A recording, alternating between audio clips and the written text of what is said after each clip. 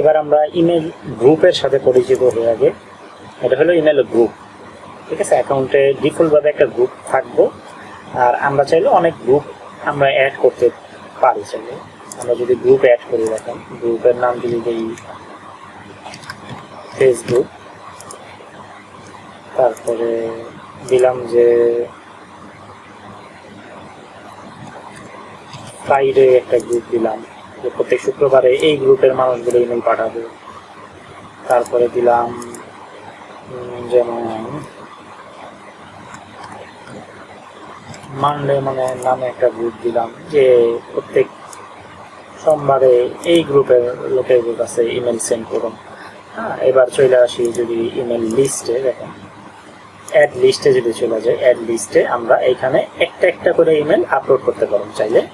আর চাইলে এখান থেকে হাজার হাজার ইমেল আপলোড করতে পারবো ফাইল দেখায়। তো আমরা যদি একটা আপলোড করে দেখাই, এবং একটা আপলোড করে যে ইমেল দিলাম অ্যাড্রেস, এখানে এই ইমেলে যার ইমেল তার নাম ফার্স্ট নেম লাস্ট নেম, তার কোম্পানির নাম যদি থাকে দিলাম, না থাকলে দিলাম না, কোনো সমস্যা নেই। এইগুলা আপনার দিতেই হইব, বিষয়গুলো এমন না, এই শুধু দিতেই হইব ইমেলটা, আর first name last name, company name, website, custom field, তারপরে এইগুলা সব হইল অপশন।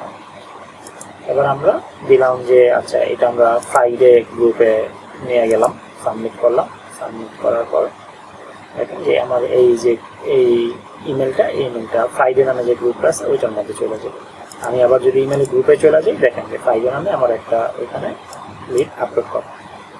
তারপর আমি আপনাদের দেখাই যে কিভাবে আপনারা করবেন, যে ফাইল আপলোড দিবেন, ঠিক আছে।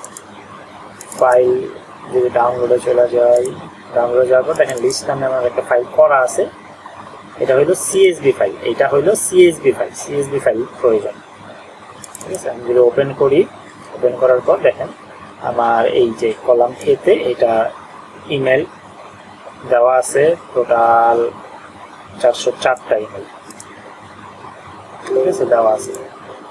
আর এটা আমরা কাইটা দিলাম, কাইটা দেওয়ার পর যদি আপলোড করি, আবার দেখেন অ্যাড গ্রুপে চলে গেলাম, অ্যাড ইমেল লিস্টে চলে গেলাম, ইমেল লিস্ট অ্যাড করলাম। এইটা তো আমরা একটা করে দেখাইছি। এবার ফাইল, আমাদের যে ফাইলটা আছে ফাইলটা দেখা দিলাম, যে লিস্ট নামে ফাইল। আমরা যেটাছি এই যে 404 জন আছে, এটা আপনার মানডে গ্রুপে যুগ, এদের খালি শুধুমাত্র সোমবারে মেল সেন্ড করব। সাবমিট দিলাম, দেখেন সাবমিট হয়ে গেছে। তাদের কোনো first name last name company name website ছিল না, শুধু ইমেল ছিল, তাই ইমেলই আপলোড দিয়েছে। এবার আমরা যদি ইমেল গ্রুপে চলে যাই, দেখেন ফেসবুকে ফ্রাইডেতে একটা অ্যাড করছিলাম ওইটা, আর মানডেতে 404টা যে ফাইল আকারে দেখাইলাম এইগুলো।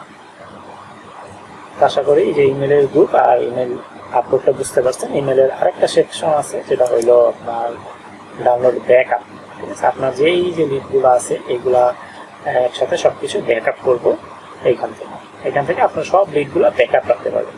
তাহলে আপনারা প্রত্যেক দিন একবার বা সপ্তাহে একবার কিনা এই লিডগুলো ব্যাকআপ করবেন, ঠিক আছে। যে এইভাবে ডাউনলোড করলে ব্যাকআপটা ডাউনলোড হয়ে যাবে আপনার যে আপলোডটাও আছে ওইগুলো।